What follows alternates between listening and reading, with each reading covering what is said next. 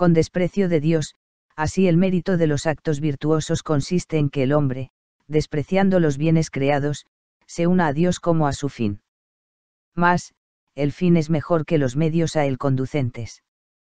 Aquellas virtudes, por las cuales nos unimos a Dios, es decir, ls teologales son más excelentes que las virtudes morales, como la obediencia, por las cuales se desprecia algo terrestre para unirse a Dios. Cuestión ciba 3. 2.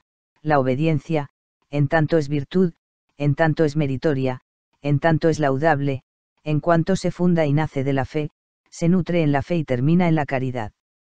Una obediencia por temor, por conveniencia, por simple rutina, no es virtud, es cobardía, es entreguismo, es falta de visión y de talento. 3. La obediencia solamente se debe al superior legítimo, porque solo éste tiene las veces de Dios, la autoridad de Dios, de quien toda paternidad desciende, como dice San Pablo.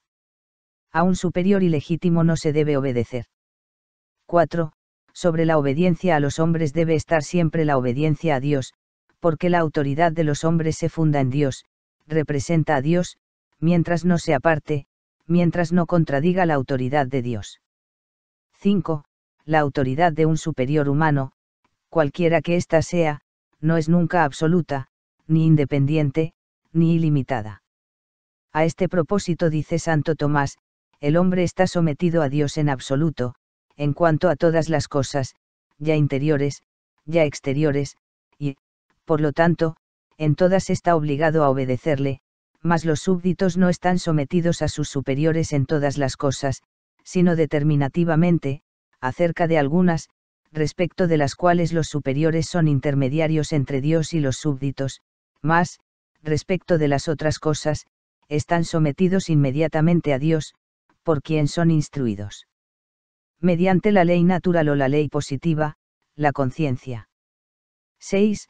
Al dar Dios la autoridad al hombre que lo representa, eclesiásticos o civiles, no los libra, por eso, de su condición humana de ignorantes y pecadores, de donde se sigue que, de buena o de mala fe, los superiores puedan mandar lo que es en sí malo, o porque contradice la ley de Dios, o porque contradice los legítimos derechos que Dios ha dado al hombre y que son inalienables, o porque son esas disposiciones contrarias al bien común, que todo superior debe buscar en su gobierno.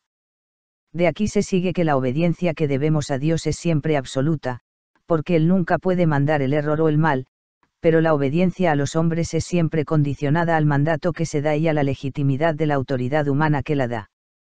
7. La autoridad eclesiástica, que manda, en un caso algo contrario a la voluntad de Dios, a los derechos inalienables que Dios nos ha dado o al bien común, aunque, en ese específico mandato, no tenga autoridad para mandar, no por eso podemos decir que ha perdido toda su autoridad y para siempre. Sería un mal superior, pero no por eso dejaría de ser superior. 8. Es distinto el caso, cuando el superior eclesiástico siempre en la hipótesis de que haya sido legítimamente elegido incurre en la herejía o se aparta manifiestamente de la voluntad de Dios, ya que entonces perdería totalmente su autoridad y para siempre, aunque no fuera sino una sola verdad de la fe la que en su mandato ha negado, porque el que niega una verdad de fe, niega toda la fe. La fe es una Efesios 4, 5, ya que todas nuestras creencias, todas y cada una, se fundan en la misma autoridad de Dios revelante. La fe es, ya lo dijimos, el principio, la raíz, el fundamento, en que se basa toda autoridad, y así como quitando el fundamento cae por tierra el edificio, así sucede con la autoridad religiosa, cuando ella misma ha removido, por su negación a una verdad de fe, el mismo fundamento en que se apoyaba y sostenía su autoridad. El que, con palabras o con hechos niega la fe, es hereje y, por lo tanto, queda fuera de la Iglesia y, por tanto, no puede ser cabeza o autoridad en la Iglesia el que está fuera de ella. 9. Así como la ley, la autoridad humana está o debe estar siempre ordenada al bien común, de la sociedad a la que rige. El bien común de la Iglesia, por su universalidad y por sus consecuencias, es, a no dudarlo, la fe y todo lo que a ella conduce, favorece, conserva y alimenta. La fe es el bien supremo, ya que de ella depende esencialmente y como condición sine qua non la salvación de todas las almas, que forman la comunión de la Iglesia. El que creyere, se salvará; el que no creyere, se condenará. Marc 16, 16. Hay otros bienes en la Iglesia que no corresponden propiamente a la fe, pero están conexos con ella y deben guardarse en la debida proporción, porque son como los puntales que la sostienen y conservan en toda su pureza e integridad. 10. La primera, pues, la más grave obligación de la jerarquía y especialmente del Papa es la de enseñar esa verdadera y única fe y vigilar para que nadie la corrompa. Descuidar este deber o no poner los medios necesarios para cumplirlo es no solo perder su autoridad, sino faltar gravemente contra la fe, ya que la autoridad que tienen, instituida por Jesucristo nuestro Señor, está ordenada a la conservación y difusión de la Iglesia, que, sin la verdadera fe, no puede darse. En vez de cumplir esas jerarquías su deber, lo contradicen. Ante el error contra la fe, una actitud pasiva de la jerarquía es gravemente pecaminosa y este pecado es contra la virtud de la religión. La autoridad de la Iglesia, como de cualquier otra autoridad, está en función de servicio, el cual consiste no en destruir, sino en administrar el tesoro de la sociedad que les ha sido confiada, en el caso, la fe de la Iglesia. 11. Correlación de derechos entre los superiores y los súbditos. Téngase en cuenta que los derechos y obligaciones, tanto en el superior como en el súbdito, son correlativos, de suyo, graves. Lo primero implica que con la misma fuerza que puede el superior exigir al súbdito obediencia, cuando le enseña la verdadera fe, puede también el súbdito exigir al superior, pues tiene derecho a que le dé esa fe junto con todo lo que la favorezca, y le prevenga o corrija contra todo lo que la empañe, la manche o extinga. Y, cuando, como ahora, el superior conoce casos clarísimos de alguno o de algunos de sus súbditos, que públicamente niegan alguna verdad de fe o la deforman, y no se esfuerza por corregir al delincuente, sobre todo si es sacerdote, como, por desgracia, también estamos viendo ahora, el superior comete un gravísimo pecado de injusticia para con los demás súbditos suyos, porque falta a la más grande obligación que para ello tiene, y peca también contra la caridad para con el mismo delincuente. Porque no le procura el bien que debe procurarle. Y si esta tolerancia al error y al pecado es permanente, es habitual en el superior, éste pierde su autoridad, porque su proceder, que es complicidad, es negativo y nocivo a la sociedad que preside. El no ejercer la debida autoridad de una manera sistemática es suprimirla, es abdicar de ella, y sociedad sin autoridad va inevitablemente a la ruina. 12. Aplicando esta sana doctrina a las circunstancias actuales, nos encontramos con muchos obispos, cardenales y el mismo Papa como está aconteciendo ahora en todo el mundo, porque el mal viene de la cabeza, por una parte reprenden, censuran y aún prohíben que se predique íntegramente la fe antigua, la fe de siempre, la fe recibida por tradición o por el mismo Evangelio de los apóstoles y de Jesucristo, y, por otra parte, permiten que se multipliquen y se propaguen por escrito o de palabra.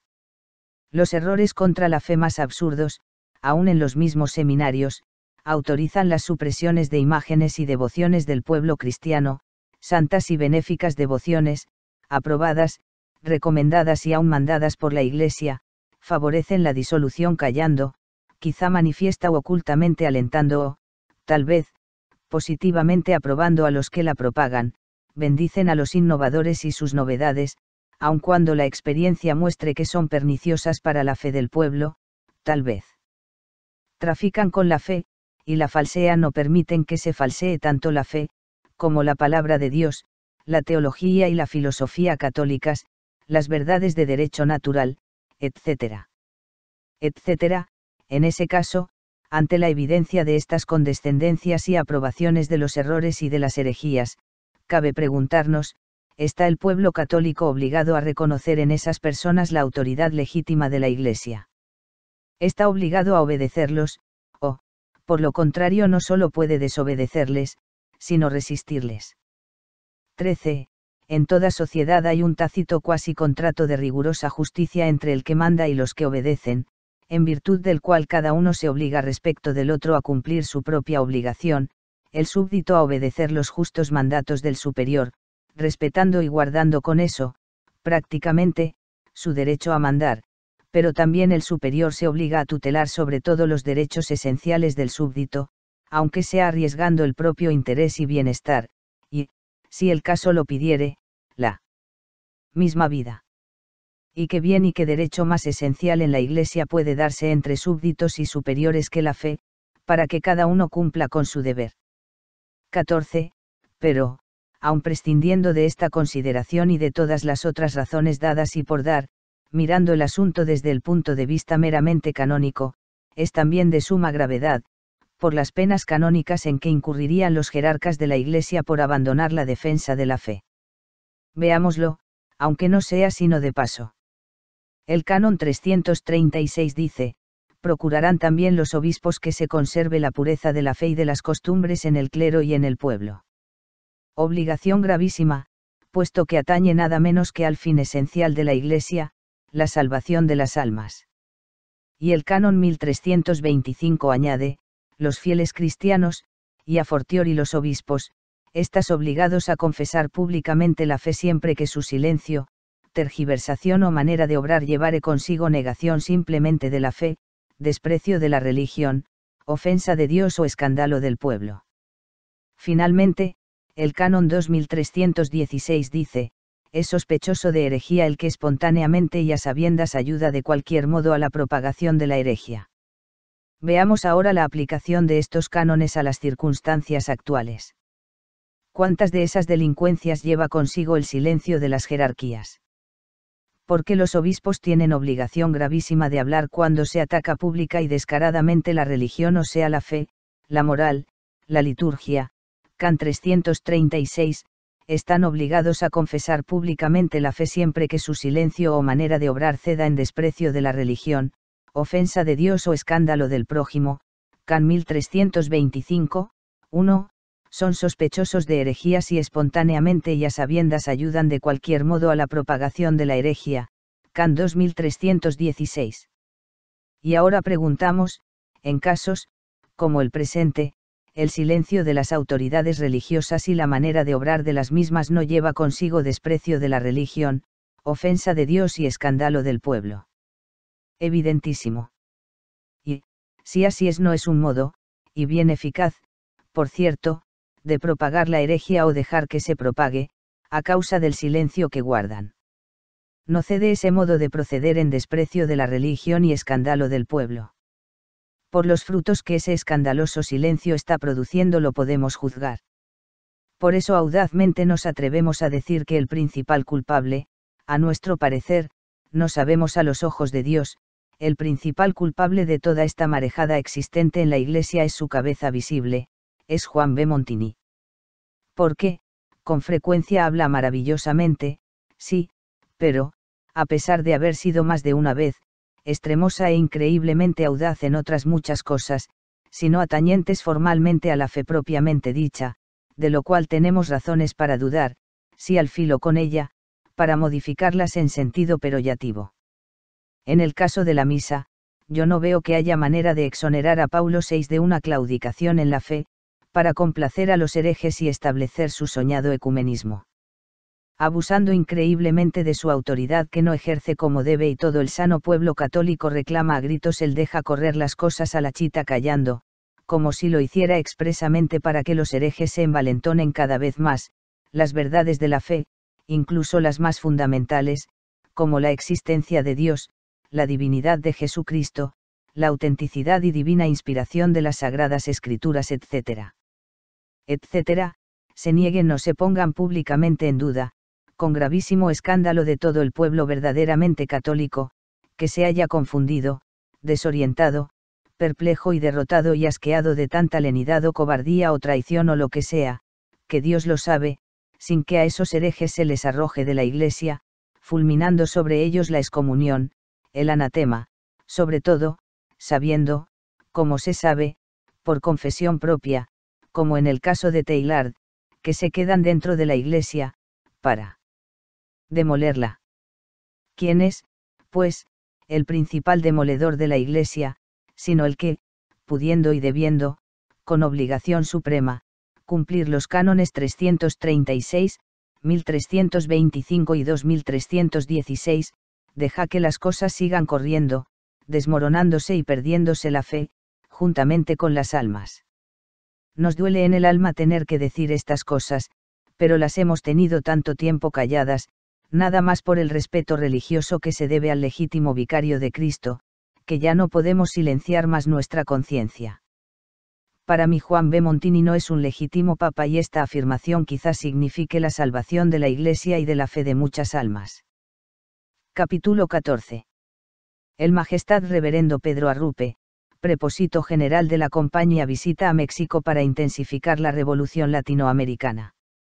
Estábamos escribiendo estas páginas, cuando tuvimos por la prensa la sensacional noticia de que una vez más había venido a México el Majestad Reverendo Pedro Arrupe, sacerdote jesuita, con la aureola, esta vez, de la suprema autoridad del Instituto Ignaciano, y acompañado por su equipo mayor del padre asistente, de los PP provinciales, de los escritores y demás incondicionales, que activamente secundan a su paternidad, que apostólica y pastoralmente trata de remediar entuertos y errores cometidos, a partir de su fundador y de su fundación, por los ínclitos soldados de Ignacio de Loyola. Esta visita, para cualquiera que conozca a los jesuitas o que se ponga, al menos a reflexionar sobre viaje tan poco usual y sobre los anuncios que le precedieron, la ostentosa publicidad que se le ha dado, las declaraciones oficiales que, en el aeropuerto primero y en una aula del Centro de Investigación y Acción Social, fueron después hechas a los representantes de la prensa, tiene forzosamente que originar numerosas y trascendentales preguntas, cuya respuesta práctica necesariamente ha de afectar no solo al porvenir y la paz social del país, sino las estructuras todas de nuestros pueblos latinoamericanos. ¿A qué vino a México el Prepósito General de los Jesuitas? Se trata, por ventura, de atender a la reforma urgente que la Compañía está exigiendo, no para arreglar los asuntos internos y externos de nuestra patria, que no le corresponden ni a él, ni a los suyos, ni a los obispos, ni a los clérigos. Supuestas las experiencias de su viaje y reunión en Río Janeiro y en Bogotá, ¿qué repercusiones tendrá esta venida no solo en nuestro país, sino en toda la América Latina? Hay sinceridad en sus declaraciones, cuando nos habla de las equivocaciones deplorables, que, en el pasado, cometieron los reverendo Pepe.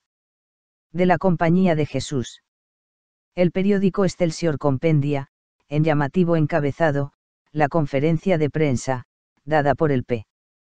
General, en el Centro de Investigación y Acción Social, que los jesuitas tienen en esta ciudad, al expresar literalmente la médula de las extensas confidencias que el P. Arrupe tuvo con los periodistas que le rodeaban, hechos todos oídos, y grababan en cintas magnetofónicas sus palabras: si por revolución se entiende un cambio radical, eso queremos. Palabras semejantes, en otros tiempos, hubieran levantado ámpulas y hubieran justificado la convocación de una extraordinaria congregación general de los profesos de la orden, para pedir con energía la deposición inmediata del prepósito general, que no tan solo atentaba contra las cosas substanciales de la Compañía, sino contra la misma ortodoxia de la Iglesia. Pero, ahora el P. Arrupe es invulnerable, protegido y respaldado, como está, por el mismo Papa, ya que no está haciendo otra cosa que cumplir las consignas medulares de Paulo VI. Por eso han sido inútiles las protestas que, en todas partes, han hecho sus hijos, los mejores de sus hijos, los pobres viejos marginados, ignorados, menospreciados, cuya misión actual, como él dijo en Colombia, es la de tender los rieles, para que corran sobre ellos, las impetuosas juventudes, hechas transformación, hechas atentado, actos terroristas, hechas negación y ataque descarado contra la misma doctrina inmutable del magisterio de la Iglesia. ¿Cuál es la revolución que quieren los jesuitas? Hay que matizar mucho esa palabra, responde el incansable P. General. No una revolución violenta, sino la transformación de pensamiento, de estructuras, de investigación teológica, todas esas cosas que ciertamente hay que cambiar. Es natural que la astucia del P. General y de sus consejeros y directores no quiera confesar las cosas como son. De sobra sabe el Pearrupe que en México la Constitución nos prohíbe a los clérigos el tomar parte en política, y que hay un artículo de nuestra, leyes, que impone la sanción de expulsar del país a los curas extranjeros, que pretendan inmiscuirse en los asuntos internos de la nación. Por eso, al matizar, evita la palabra revolución y prefiere usar la palabra transformación, cambio. Pero esto es un ardid. Esas transformaciones son políticas, no religiosas exclusivamente. Si se habla de cambios en la investigación teológica es para justificar la teología de la muerte de Dios y la teología de la revolución. Piensa el propósito general que tales transformaciones son posibles por una pacífica evolución de pensamiento, de las estructuras, de la investigación teológica, de todas las cosas que ciertamente hoy hay que cambiar. Por mucho lavado cerebral que nos hagan, por mucho silencio que quieran imponernos, la reacción tiene que ser violenta, sangrienta, trágica, ante la imposición clerical de los jesuitas, que, en el pasado, quisieron imponer el comunismo en las famosas reducciones del Paraguay y que, instigados, piensan que, con su poderosa influencia, ya deteriorada y desprestigiada, van ahora a impulsar a nuestros gobernantes a lanzarse a una aventura gravemente comprometedora y peligrosa.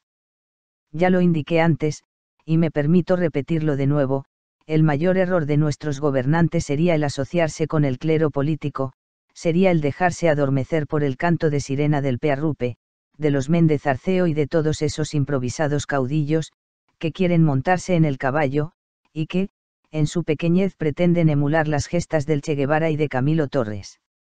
El silencio del gobierno en estos casos, su actitud pasiva, sería complicidad, sería traición a la patria. Y que no teman los jefes de Estado el incurrir en las excomuniones, ni el dar la impresión al pueblo de que estamos bajo el rigor de una nueva persecución religiosa.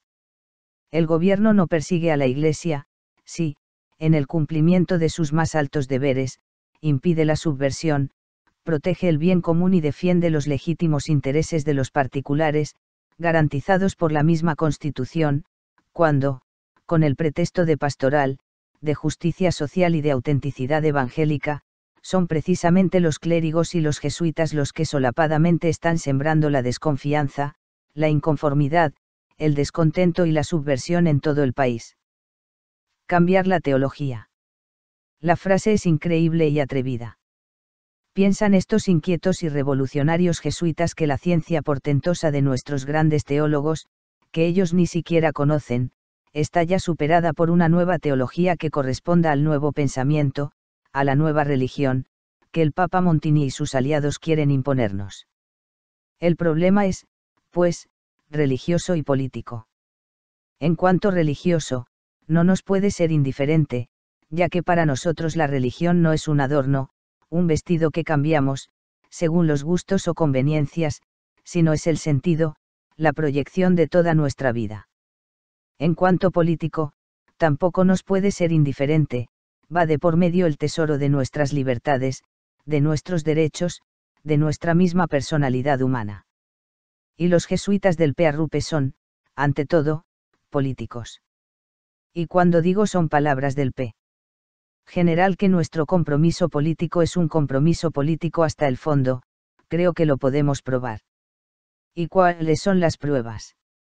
Tenemos gente expulsada del Paraguay, y tenemos gente en la cárcel en Uruguay, y tenemos gente expulsada de Bolivia, y el obispo Bambarén estuvo en la cárcel en Perú, estuvo otro en la cárcel en Brasil. En Estados Unidos también. Sería una larga lista de todo lo que tenemos que pasar y sufrir, pero, eso, vamos, cuando se trata de dar la cara por la justicia y nuestro Señor, sufrir nos gusta en cierto sentido. El padre Arrupe y sus pobres hijos son unos héroes, unos mártires de la justicia social. No dicen el porqué de esos destierros, ni de esos encarcelamientos.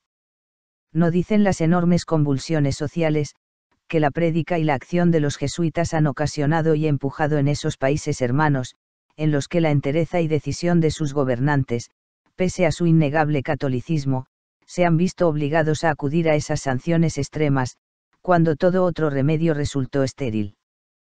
¿Quién patrocinó las guerrillas en Bolivia? ¿Quién pretendió introducirlas en el Paraguay? quien organizó, fomentó y sigue sosteniendo a los tupamaros, sino la compañía, sus colegios, sus activos propagandistas. En Brasil, en Perú, en Centroamérica, han sido los jesuitas los promotores de la insurrección armada. Y aquí en México, aunque los ricos no lo crean, aunque sigan pensando que los jesuitas son el non plus ultra de la santidad, de la ciencia, del celo apostólico, son los jesuitas los que de una manera activa, pero eficaz y subversiva, están introduciendo y preparando la nueva revolución, que ha de acabar con la Revolución Mexicana, no para mejorar las condiciones nacionales, sino para hundirnos en la esclavitud del comunismo. El viaje del Pearrupe no busca otra finalidad. ¿Y la posición de la Compañía de Jesús?, le preguntaron al Pearrupe los periodistas. Y su respuesta fue tajante, clara, inequívoca. Yo la calificaría, dijo abriendo los brazos con las manos también abiertas, el Pearrupe de hasta el último radicalismo evangélico. Queremos defender la justicia y ejercer la caridad, y esto nos lleva a un compromiso serlo, que es un gran apostolado. En el lenguaje progresista, lenguaje inspirado en el de los comunistas, ya que de ellos lo han aprendido, las palabras son polivalentes. Hay que conocer lo que una misma palabra significa en el lenguaje ordinario de la gente, según el sentido del diccionario, y el sentido deformado, que, con hipocresía, quieren darle estos nuevos redentores. Radicalismo evangélico, he aquí la contradicción disimulada. No podemos asociar esas palabras, o hay evangelio o hay radicalismo, pero nunca radicalismo evangélico, en el sentido inequívoco, que el general les da a esas palabras. Lo que quiso decir es manifiesto, estamos dispuestos a llevar esa revolución matizada hasta el radicalismo evangélico, es decir, estamos dispuestos a llevar hasta sus últimas consecuencias nuestro programa revolucionario, bajo el velo evangélico. Estos nuevos Quijotes quieren defender la justicia tal como ellos la entienden hasta el compromiso, pero esto, Pearrupe, no es un gran apostolado, sino una gran subversión, como la de Camilo Torres, como la de Fidel Castro, como la del Che Guevara, como la de sus nuevos mártires, que justamente están en la cárcel o son expulsados, como enemigos peligrosos del bien común. Cita el propósito general, como una prueba apodíctica de los magníficos resultados de este nuevo apostolado, que vino a destruir, el que San Ignacio había instaurado, los frutos abundantes que en los diversos países, por el convencimiento y concientización de sus propios valores, se están ya recogiendo. Antes del Pearrupe, la compañía tenía muchas y muy florecientes misiones, en las que los verdaderos apóstoles trabajaban fielmente por la conversión de los infieles, no por la concientización de sus propios valores, sino por la predicación del mensaje incorrupto de Cristo. El mismo Pearrupe, se supone, fue o debió ser uno de esos apóstoles. Es cierto que la compañía tuvo graves problemas por haber pretendido, en tiempos pasados, concientizar en su propia identidad, en los ritos chinos a los chinos y en la mentalidad guaraní a los indígenas del Paraguay. Aquello era una mezcla de los errores más inconcebibles con la verdad del Evangelio de Cristo. No pienso que el actual general pretenda ahora repetir el experimento, que tantos dolores de cabeza dio a sus predecesores, hasta originar la expulsión y la supresión de la misma Compañía de Jesús. Ese concepto de superioridad, que el Pearrupe, al unísono con Paulo VI, califica de colonialismo, con el que los misioneros de Europa o de América o de cualquier otra región predicaban el mensaje de Cristo, debe desaparecer, porque no hay que hacer perder su identidad a los neófitos, para que adquieran la identidad cristiana. Las potencias europeas o americanas van a un país, dice Arrupe, a imponer sus ideas, porque creen que, siendo superiores, hacen un favor imponiendo su mentalidad a un país en vías de desarrollo. Estas palabras son una repetición, casi con idénticos términos expresada, de los conceptos de Juan B. Montini, en su Populorum Progressio. La superioridad intelectual, cultural, social, económica y política de esos pueblos desarrollados es un fenómeno inevitable, que ninguna demagogia puede eliminar. El pedir ahora que las potencias superiores, que los misioneros, no pretendan imponer su mentalidad a esos países en vías de desarrollo, es defender su retraso mental, sus prejuicios, sus supersticiones, sus vicios, es impedir, en principio, con el pretexto de defender su propia identidad, el mismo desarrollo y progreso de esos pueblos, que llegarán hasta donde sus potencialidades lo consientan, no hasta donde la demagogia lo proclame. Que lo entienda bien su paternidad, la igualdad es uno de los grandes mitos de la historia, que recuerde las palabras de San Pío X, es conforme al orden establecido por Dios que en la sociedad humana existan gobernantes y gobernados, patronos y proletarios, ricos y pobres, sabios e ignorantes, nobles y plebeyos. Y completando el pensamiento del Santo Padre, podemos añadir, es conforme al orden establecido por Dios que, en el mundo, existan países ricos y países pobres. Y no cambiamos el pensamiento del P. General, quien literalmente dijo, ciertamente el concepto de apostolado de misiones es un concepto evangélico, pero con la mentalidad de los países desarrollados o industrializados, y no hablo de la Iglesia, hay un concepto de superioridad, que se ha calificado con el nombre de colonialismo. Lo peor que puede hacer hoy una persona es ir a un país subdesarrollado, o en vías de desarrollo, queriendo imponer una ideología o una mentalidad. Este hombre ya está perdido.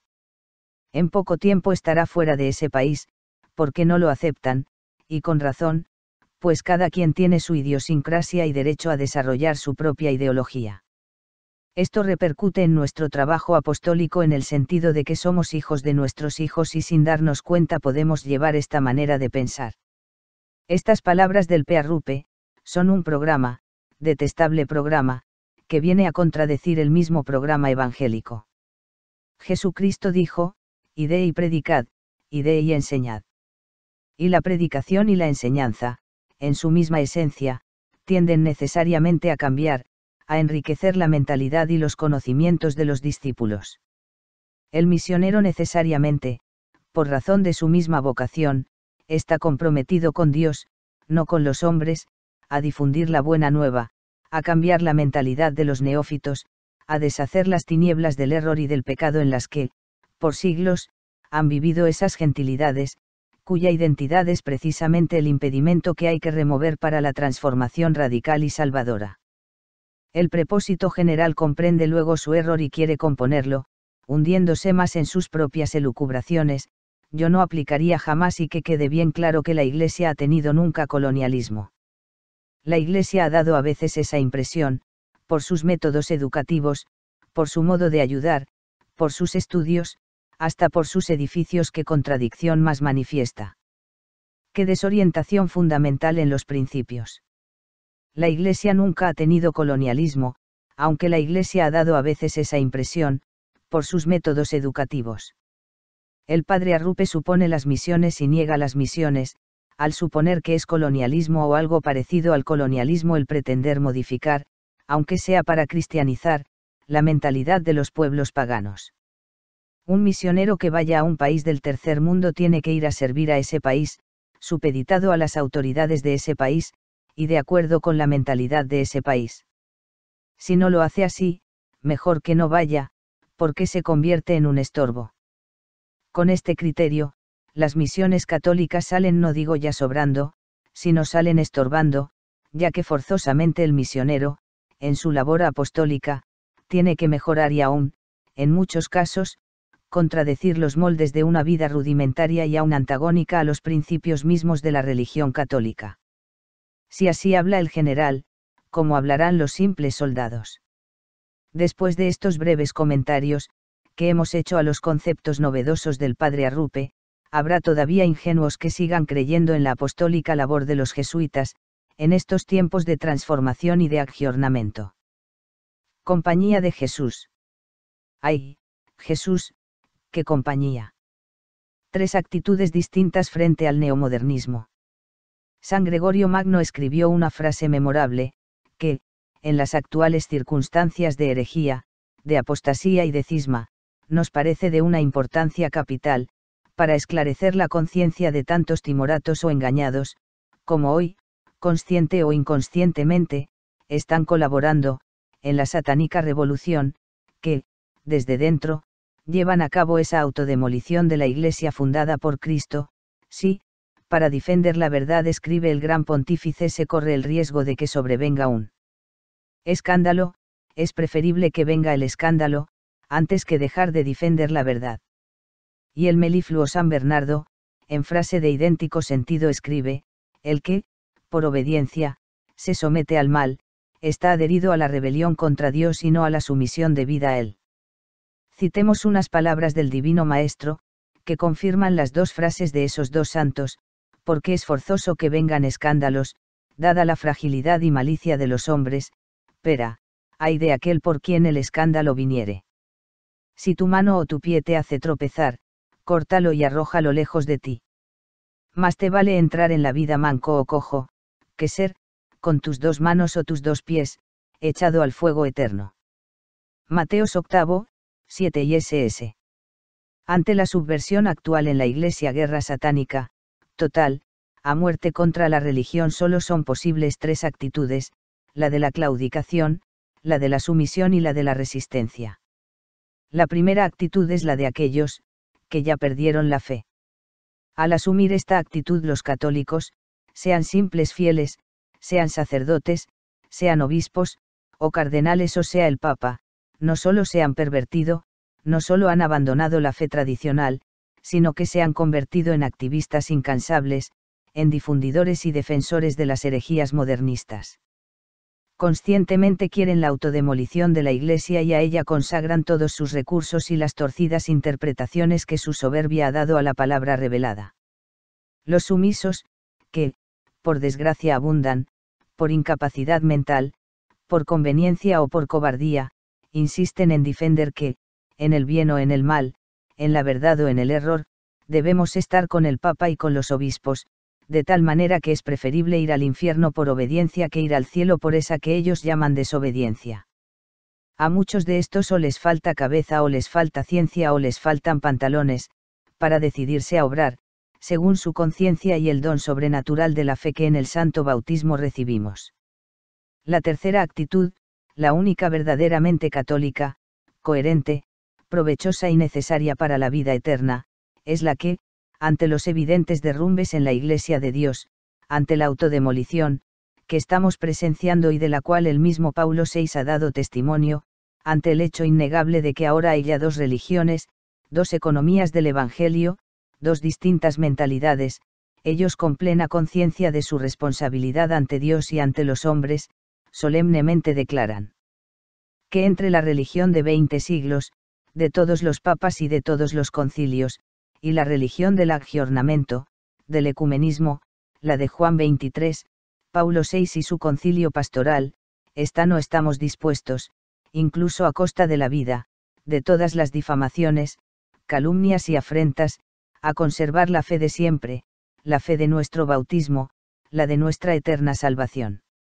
La primera actitud es, humanamente hablando, muy jugosa: protección y aprecio de los obispos, de los párrocos, de los que están en el poder, buenas entradas de dinero, libertad para hacer y decir lo que se quiera, perspectivas halagüeñas de futuras promociones, de dignidades y puestos de mando. Están haciendo su carrera para llegar a monseñores, a cancilleres, obispos y cardenales, sobre todo ahora, cuando, para alcanzar esos puestos honoríficos, no se necesita la ortodoxia, la limpieza de costumbres, ni la ciencia suficiente en los promovidos, sino basta tan solo una fidelidad ejemplarizada a la nueva religión. Este grupo lo forman los traidores, los apóstatas, herejes o cismáticos, los que no creen en nada, porque han perdido el don sobrenatural de la fe. Y los pecados contra la fe son pecados contra el Espíritu Santo, que difícilmente se perdonan, porque la fe, cuando se pierde, no se recupera fácilmente. La segunda actitud es lastimosa, digna de compasión. Están engañados, sospechan, sin embargo, que la cosa no va bien, pero les falta la decisión para investigar, en la verdad y sinceridad de su corazón, donde está la verdad revelada, si en el Vaticano II, Juan XXIII y Paulo VI, o en los concilios todos anteriores y en los papas legítimos de la Iglesia, predecesores de los dos últimos papas.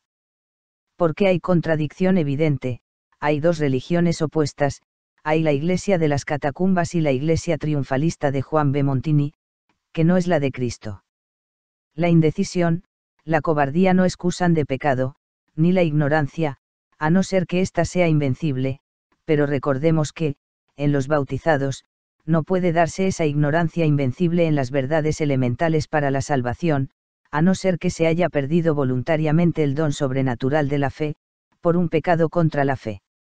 Esto es lo que está pasando, trágicamente, la fe se está perdiendo sin que la gente se dé cuenta, la nueva religión se ha aceptado con una increíble docilidad, y, al aceptar la nueva religión, necesariamente se pierde de modo progresivo, insensible y rápido, la fe. Aquí también señalamos la inconmensurable gravedad de los pecados contra la fe de los obispos y de los sacerdotes, aunque sean monseñores o sean cardenales, por cuya culpa así sea esta tan solo de omisión las almas inmortales se están yendo al infierno, aunque ellos digan que no hay infierno. No queda, pues, sino la última postura racional, libre, resulta, inconmovible, la de la resistencia. Lucharemos, sí, lucharemos, con la gracia de Dios, lucharemos hasta la muerte, lucharemos, aunque en su furia su eminencia o personas arriba de su eminencia quieran echar sobre nosotros otra excomunión. Si esto es para el padre Antonio Brambila el querer yo excomulgarme, para mi conciencia sacerdotal y católica esto significa querer salvarme, querer morir en la fe de mis antepasados. Que él y los que le siguen busquen realizar el imposible de unir el no ser con el ser. Apéndice. Por René Capistrán Garza. En publicación desplegada, única forma en que la libertad doméstica de expresión me permite expresarme con libertad, impugné el decreto de excomunión que el señor cardenal arzobispo don Miguel Darío Miranda y Gómez, primado de México, dictó contra el señor presbítero. El doctor don Joaquín Sáenz Arriaga, por una serie de hechos aparentemente gravísimos que enumera, sin probarlos, el propio decreto cardenalicio. El desplegado en cuestión se tituló, La excomunión del padre Sáenz es antijurídica y anticanónica, apareció en el Universal, el día 17, y en el Heraldo de México el día 18. Llamo libertad doméstica de expresión, no a la libertad consagrada por las leyes y respetada escrupulosamente por el poder público, sino a la libertad condicionada y limitativa que priva intramuros de algunos periódicos oscilantes. En dicho desplegado demostré, en forma contundente no desmentida, ni aclarada, ni rectificada hasta ahora, ni por la Sagrada Mitra, ni por ningún comentarista de los muchos que disintieron con todo derecho de mi parecer, y transcurridas ya más de 2 semanas de su aparición, dos cosas básicas, que el famoso decreto de excomunión, posteriormente negado, dándole la vuelta de que el propio Sáenz Arriaga se había autoexcomulgado y que en el decreto solo se daba al interesado noticia oficial del susodicho acontecimiento, y que el dignatario excomulgador excomulgó fundándose en un canon derogado por el derecho canónico postconciliar, aunque no hubiera sido derogado dicho canon, como lo fue tampoco hubiera podido excomulgar el excomulgador ni el padre Sáenz ni a nadie, porque a su vez el excomulgador sí había caído en el delito de herejía al conceder el imprimatur al libro blasfemo Marx y la Biblia, del padre Porfirio Miranda y de la Parra, sacerdote jesuita, siendo como es doctrina vigente de la Iglesia, decretal citada de Graciano, que el excomulgado pierde, por el hecho de serlo, la potestad de excomulgar. Estas dos incuestionables cuestiones fueron el objetivo concreto y concretamente contenido del desplegado que publiqué libremente, gracias a la libertad de expresión imperante en el periódico donde tuve el inseguro y transitorio honor de escribir durante 7 años. Como era total e indefectiblemente imposible probar la no derogación del canon que establecía anteriormente la pena de excomunión por publicar un católico obras calificadas de contrarias a la fe, de opuestas a la Iglesia y de impugnadoras de la conducta del pontífice, como en el caso atribuyó por sí y ante sí el señor cardenal a la nueva Iglesia montiniana, del padre Sáenz, y como esa derogación clara y patente la apoyé en textos precisos, incontrovertibles e irrecusables del código vigente. No ha quedado a los defensores de la actuación cardenalicia otro camino que el inaudito y casi inconcebible de negar, en una o en otra forma, lo antijurídico y anticanónico de la postura del eminente prelado para eludir lo arbitrario e ilegal de la excomunión, aunque sin presentar un solo texto de la ley que la justifique, ni exculparlo a él de la intervención suya en el imprimatur suyo a Marx y la Biblia. Pero más que escurrir el cuerpo a lo improcedente de la excomunión, que de suyo es cosa de máxima gravedad, resulta penosamente notorio el denodado empeño de sus puntales en la curia para negar pasando sobre toda lógica, sobre el sentido común, sobre el derecho y sobre la verdad que del imprimatur del señor cardenal a Marx y la Biblia no tiene la menor culpa ni la menor responsabilidad del señor cardenal. Evidentemente que si del imprimatur del señor cardenal a Marx y la Biblia no es responsable ni de lejos el señor cardenal no ha incurrido en herejía alguna y conserva incólume la potestad que usa tan a gusto de excomulgar a malvados heresiarcas como el marginado Sáenz Arriaga. De entre todo el fárrago de anhelosas y acezantes defensas que se han publicado en los periódicos de ambas cosas ilícitas, aplicar una ley inexistente para excomulgar a Sáenz Arriaga, y negar un imprimatur existente que aparece impreso y firmado en cada ejemplar de Marx y la Biblia, para exculpar y rehabilitar al señor cardenal devolviéndole la potestad excomulgadora, sobresalen dos documentos de excepcional importancia por la inconsistencia, vacuidad y raquitismo de su argumentación y por la calidad también excepcional que por su vasta cultura y personal categoría debe suponerse en sus ilustrados autores, sobre una excomunión, por el padre Antonio Brambila, publicado en El Sol de México del 22 de enero, y la declaración del provincial de la Compañía de Jesús, sobre el libro Marx y la Biblia, que apareció en varios diarios del día 26 del propio mes. El padre Brambila empieza por darnos una conmocionante sorpresa. En tanto que muchedumbre de comentaristas, entre ellos el inefable Mollita, de El Universal, han venido sosteniendo a marchamartillo y a rajatabla, que es inexacto, falso y mentiroso, que el señor cardenal arzobispo haya excomulgado al padre Sáenz Arriaga, sino que fue el propio padre Sáenz Arriaga quien al escribir su nefando libro se autoexcomulgó, colocándose, claro, por sí mismo y voluntariamente, fuera de la Iglesia, tanto por el contenido de la obra cuanto por haberla publicado sin el debido imprimatur. El estimable y reconocidamente veraz padre Brambila empieza su artículo diciendo: la excomunión del padre Joaquín Sáenz Arriaga, publicada en un decreto del señor arzobispo de México fechada el 18 del pasado diciembre, ha provocado, como era de prever, un cierto revuelo a. Pero entonces hubo acaso un decreto de excomunión que nadie había declarado, contra el padre Sáenz Arriaga, publicado y firmado el 18 de diciembre por el señor arzobispo de México. Contra el desautorizado parecer de todos los que lo niegan, está el autorizado parecer del padre Brambila que lo afirma. Hubo una excomunión. Nadie la declaró. Esa excomunión se publicó en un decreto, no en un informe del señor arzobispo. Cualquiera de los muchos necios que en el mundo somos, sabe que la excomunión de un sacerdote o de un seglar, solo puede dictarla el ordinario. El ordinario, no se interprete mal, es el obispo con jurisdicción sobre el excomulgado, no por este o por aquel obispo cualquiera, por ordinario que fuere, sino por el obispo correspondiente. Se exceptúa en estos casos comunes, el caso extraordinario de una excomunión dictada por la Santa Sede.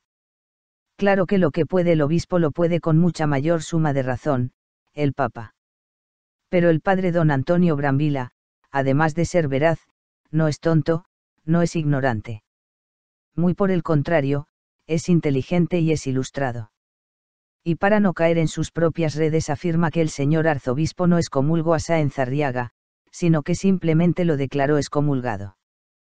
¿Por qué? Es muy diferente que un obispo excomulgue a alguien, a que un obispo declare excomulgado a alguien a quien no se sabe quién excomulgó.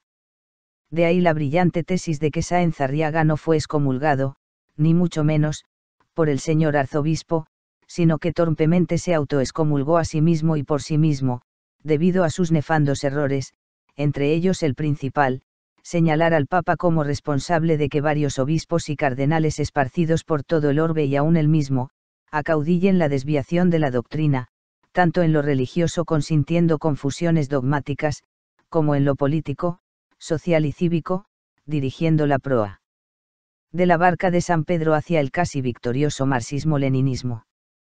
El señor arzobispo no excomulgó a Sáenz Arriaga, el señor arzobispo solamente declaró que Sáenz Arriaga había incurrido en excomunión y él, el prelado, se limita simplemente a hacerlo constar. ¿Cómo lo haría un notario con mitra? Es, dice el padre Brambila para que lo entiendan mejor sus lectores, una pena iure establecida por el derecho mismo y no una pena ave omine, que no la impone el derecho, sino el hombre, es decir, el obispo. Él no sabe nada, él acaba de llegar. Allá Sáenz Arriaga que Ayure incurrió en su propia excomunión. Pero, ¿quién califica que Sáenz Arriaga incurrió Ayure en su propia excomunión de la que el arzobispo solo dio fe para que la gente buena se enterease y no osara ponerlo en duda? Pues califica el mismo señor arzobispo que dio el imprimatur a Marx y la Biblia sin leer la obra blasfema y herética del padre Porfirio Miranda, sacerdote jesuita. Esta atrocidad de autorizar sin leer, no la afirmo yo. La afirma el reverendo padre provincial de la Compañía de Jesús, Enrique Gutiérrez, sacerdote jesuita, que textualmente dice, Novedades, 26 de enero, página 12. Con toda sinceridad sentimos que la censura eclesiástica dada por buena prensa al libro del padre Porfirio Miranda, haya provocado desorientación entre algunos lectores, e indignos ataques al excelentísimo cardenal Miguel Darío Miranda, quien ciertamente no leyó dicho libro antes de su aparición al público, como ni tampoco los censores ordinarios de la Sagrada Mitra. Esto, nada menos que esto, lo dice el padre provincial de la Compañía de Jesús. ¿Qué había pasado, pues? ¿Por qué un libro que no había leído el señor cardenal aparece con el imprimatur del señor cardenal? Nos lo va a explicar, afortunadamente, el solícito señor presbítero Brambila, que está, como el señor provincial de la Compañía, tan indignado por los indignos ataques de que está siendo objeto su eminencia.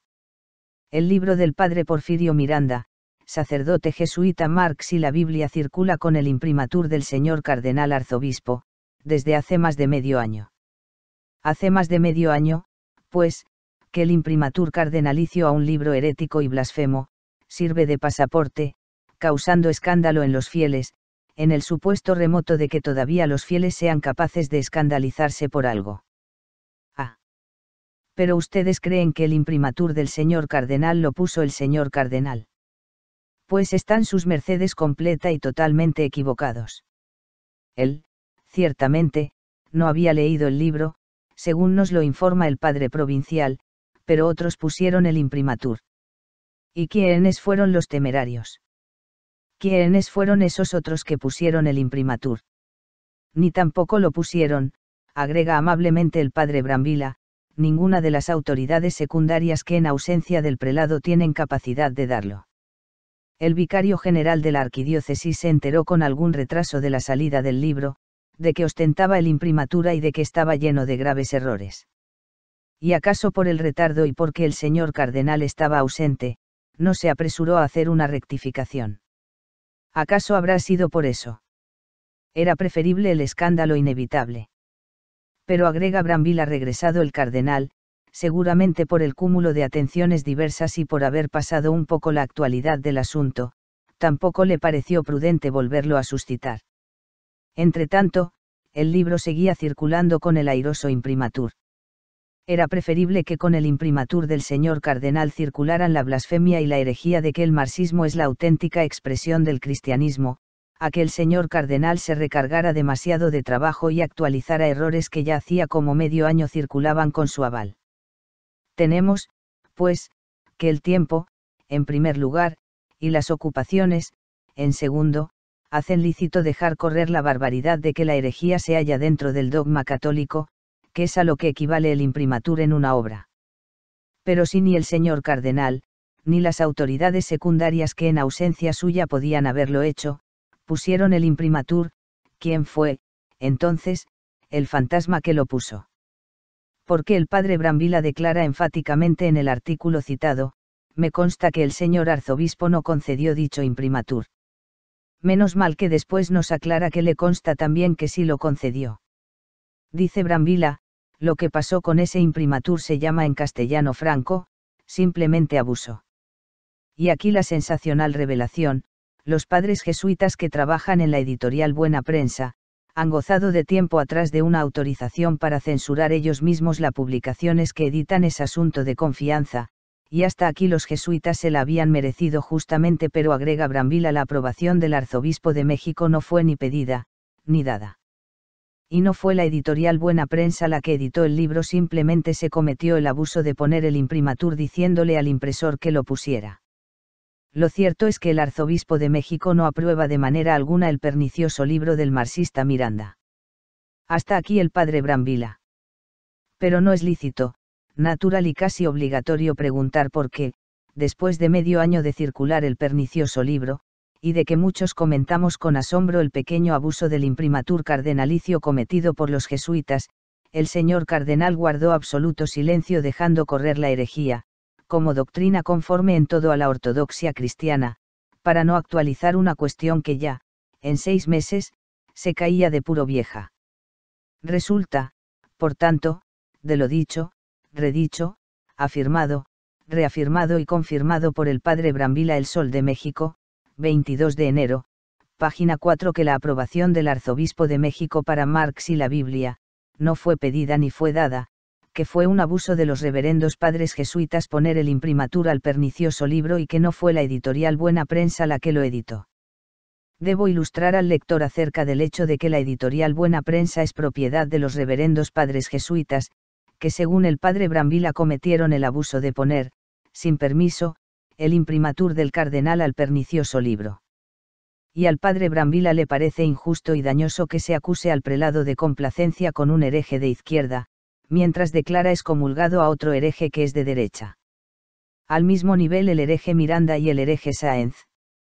Pero para el uno el decreto declarando que estaba excomulgado y para el otro el imprimatur, pequeño abuso no rectificado por falta de tiempo y elegante desdén a la actualización de un hecho con medio año de antigüedad. Pero no nos extendamos demasiado e innecesariamente en poner las cosas en su sitio en relación con lo dicho por el buen padre Brambila, que al fin y al cabo defiende lo suyo y a los suyos.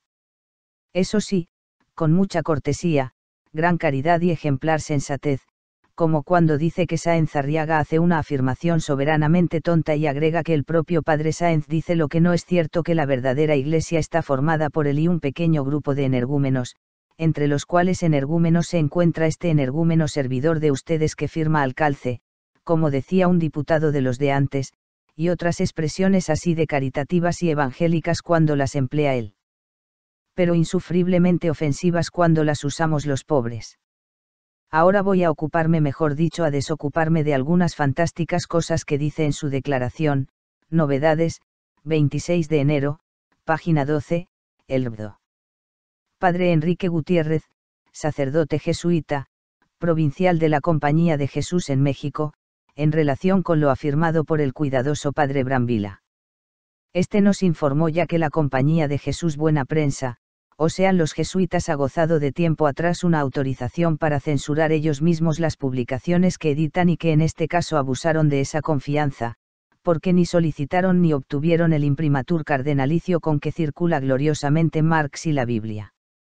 Había fallecido el anterior primado, Monseñor Luis María Martínez, y dice el padre provincial en el periódico y fecha indicados, Novedades, 26 de enero, en 1962 se pidió al señor arzobispo Miguel Darío Miranda, la renovación de esa facultad.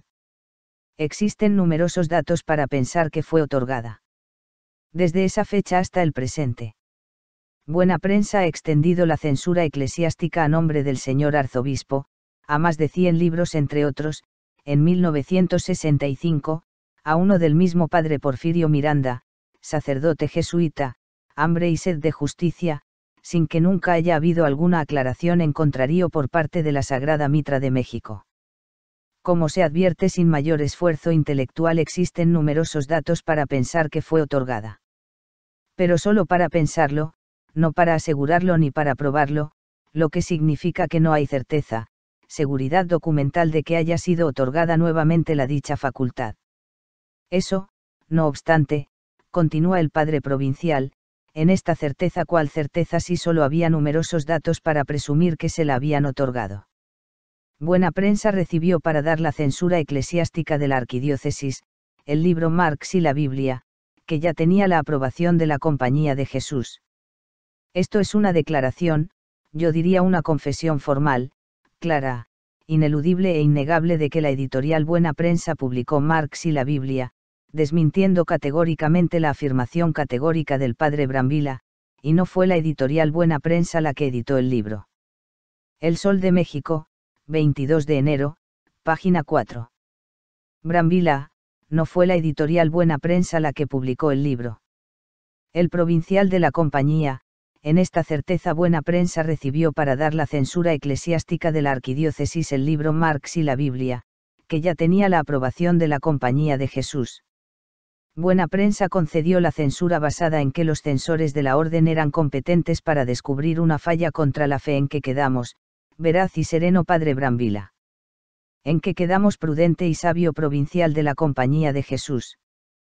Pues quedamos en dos cosas, a ver quién ata esa mosca por la cola, en que Marx y la Biblia no fue editado por Buena Prensa, de los padres jesuitas, y en que Marx y la Biblia sí fue editado por Buena Prensa de los padres jesuitas.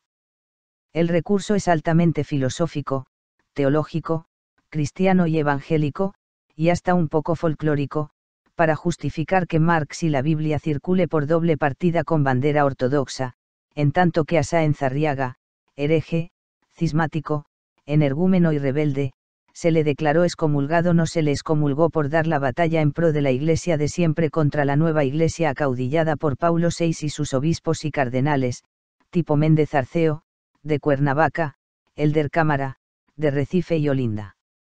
Suenens, de Bélgica, Alfrink, de Holanda, Wildebrandt, de Alemania, Tarancón, de España, y tantos obispos y cardenales más, a quienes no hicimos cardenales u obispos ni un servidor de ustedes ni los amables lectores. Ni tampoco los sostenemos nosotros en tan altas dignidades así estén demoliendo la Iglesia y demoliendo al papado, en medio de la honda preocupación que abruma y desgarra a Paulo VI, que nombró a unos y sostiene a todos. El estimable y decidido adalid pacífico y cordial, comprensivo y condescendiente en todo pleito con todos los que pleitean porque dígase lo que se diga, es un pleito de mucha altura pero es un pleito al que nos ha conducido el progresismo. Señor presbítero Brambila, publicó en El Sol de México el viernes 28 de enero otra amable y serena paliza que propina a los reverendos padres jesuitas en la respetable persona de su provincial en México. De ese artículo se desprende directamente que en tratándose de cuestiones clericales es aceptable que el poderdante desconozca actos de su apoderado cometidos por 6 o 7 meses antes. No otra cosa ha sido el desconocimiento que del imprimatur cardenalicio a Marx y la Biblia hace no el señor cardenal sino el padre Brambila. Cuidado, padre Brambila, que en este mundo de componendas, transacciones, y valores entendidos, usted está actuando como apoderado y el señor cardenal como poderdante. Un día de estos resulta o puede resultar que el señor cardenal ignorara lo que está usted haciendo y refrende su confianza a los reverendos padres de la compañía, tan poco merecedores de ella, según usted, y yo, y muchas personas más. Porque todas sus explicaciones son muy convincentes, pero la espera de más de medio año para declarar que siempre no está la herejía dentro de la ortodoxia, como que no acabo yo de entenderlo bien, ni usted de explicarlo ni bien ni mal. En esta especie de recopilación de necedades en que se atrincheran quienes tienen ojos y no ven y tienen oídos y no oyen, quiero señalar el novísimo truco de quienes ponen sus más nobles empeños en desconcertar a esta sociedad al garete, y desconcertarla nada menos que en el nombre de Dios. Los dinamiteros de las bases cristianas de una humanidad en plena crisis han encontrado una posición teórica, aparentemente respetable y equilibrada, una posición de altura, inmune a los corpúsculos infectados de una cultura en decadencia. Es la posición suicida del término medio. Es la posición que estructuran la falsa tesis de los dos extremismos, ni progresistas, ni tradicionalistas. ¡Qué buenas personas! Esta aparente moderación no es más que un vistoso disfraz de sensatez, que encubre la más peligrosa de las insensateces. Son los progresistas conscientes del repudio que empieza a serles universal, los que en un esfuerzo para eludir sus responsabilidades, simulan considerar al progresismo y al tradicionalismo como dos extremos iguales de signo contrario. Hay que estar, dicen, contra todos los extremismos. Expresión que suena agradablemente y parece constructiva. Solo que no existe esa falsa equivalencia en este caso. El progresismo sí es una forma de extremismo. El tradicionalismo, que en rigor debiera llamarse ortodoxia del orden y del pensamiento, tanto en lo religioso como en lo político y lo social, lejos de significar extremismo significa sentido de equilibrio, de responsabilidad, de desarrollo espiritual y físico dentro de un sistema humano homogéneo, compacto y congruente. Hablar de que progresismo y tradicionalismo representan una posición mental extremista de signos opuestos, equivale a declararlos a ambos igualmente fatales e igualmente destructores. Los dos son, dentro de ese moderno sofisma, igualmente funestos y estériles.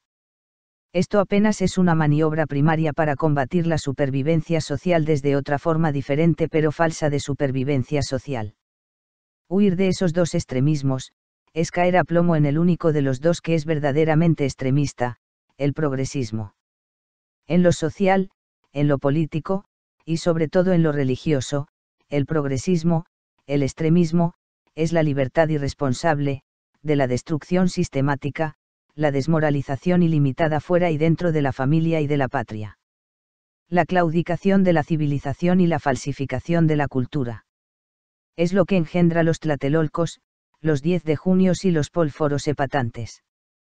Lo que ahora llaman maliciosa y despectivamente tradicionalismo es en lo político y en lo social la reacción salvadora contra toda forma infrahumana de vida, contra toda forma de regresión a la barbarie, la que propugna el desenvolvimiento fecundamente normal de la normalidad en la especie y en el espíritu. Y en lo dogmático y religioso es la fidelidad, no la petrificación del pasado viviente, la adhesión a un conjunto de verdades trascendentes e indiscutibles que constituyen, en síntesis, la verdad, verdad inherente a la naturaleza sobrenatural y eterna del destino humano. Es la ortodoxia y la verticalidad en la verdad inamovible, inconmovible e irreversible sin la cual retrogradaríamos a un nuevo primitivismo despótico y salvaje, el comunismo materialista y ateo. El hombre escogerá su camino, hombre o bestia. Cuando no, y eso sería lo más trágico, el hombre bestia, que es la meta feérica de la falsa supercivilización deshumanizada a donde nos lanza como en un torbellino la docta falsificación de la fe y la temeraria creación de un Dios homocéntrico. No podemos admitir y no admitimos la trampa pseudosociológica de los dos extremos reprobables. Nunca cabe nivelación posible entre el bien y el mal, entre la sombra y la luz. Hay un solo extremismo legítimo en la vida, el extremismo de la verdad, el extremismo del orden, el extremismo de la justicia. Cualquiera otro extremismo es un fraude y una acechanza de la fiera agazapada en cada ser humano. Y solo Dios es el domador de esa temible fiera. Por eso, atentar contra la justicia inmanente, falsificar los hechos, burlarse de la honradez, equiparar progresismo con autenticidad, es un crimen al que es preciso enfrentar toda la energía del hombre como un muro invulnerable a la falacia, a la mentira y al fraude. Aunque la falacia, la mentira y el fraude recubran sus llagas purulentas con las vestiduras sagradas de una fe de utilería, que no por ser de utilería, o precisamente por ser de utilería, es una fe satánica.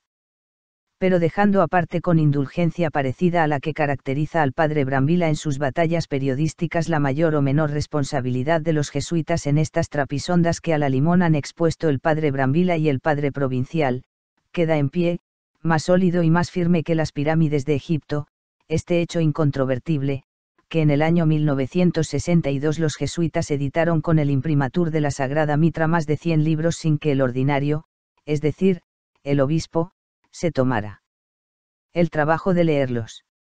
De entonces acá, agrega el provincial, han sido muchísimas las obras editadas en las mismas circunstancias, con imprimatur de quien las ignoraba. Cuántas cosas más, cuántos errores, cuántas herejías andarán por ahí avaladas y amparadas ante la conciencia de los fieles, por una autoridad moral, la autoridad del pastor custodio de la fe, sin que éste tenga ni la más remota idea del daño y el estrago que en las almas de los católicos estén produciéndose. Y aún así le parece al padre Brambilla injusto y dañoso que se acuse al prelado de complacencia con un hereje de izquierda, mientras declara excomulgado a un hereje que es de derecha. Tanta filosofía para tan poca lógica. Y en última instancia, ¿por qué no explica estos enigmas el propio cardenal en vez de delegar su defensa en apoderados expuestos a que los desapoderen? No puedo creer que los ratones hayan cometido la irreverencia de comerle la lengua al dignatario. Si bien el padre Brambilla con sus argumentos se siente satisfecho y cree haber librado de toda mácula al señor cardenal, la triste realidad es bien distinta, porque suponiendo como supusieron él y el provincial de los jesuitas que era válida la supuesta autorización del cardenal Miranda para estampar su firma en los libros de la compañía, y al no haber protestado este después de más de 100 veces en que le jugaron rudo, lógico es y nadie lo puede dudar que la responsabilidad total la tiene su Eminencia don Miguel Darío Miranda y Gómez al permitir el uso de su firma en las publicaciones jesuitas aunque no se haya enterado de su contenido. Más aún, es su eminencia responsable absoluto de la publicación y difusión de las herejías de otro Miranda por no haber condenado e impedido a tiempo la circulación de Marx y la Biblia. Luego incurrió en herejía. Luego no puede excomulgar.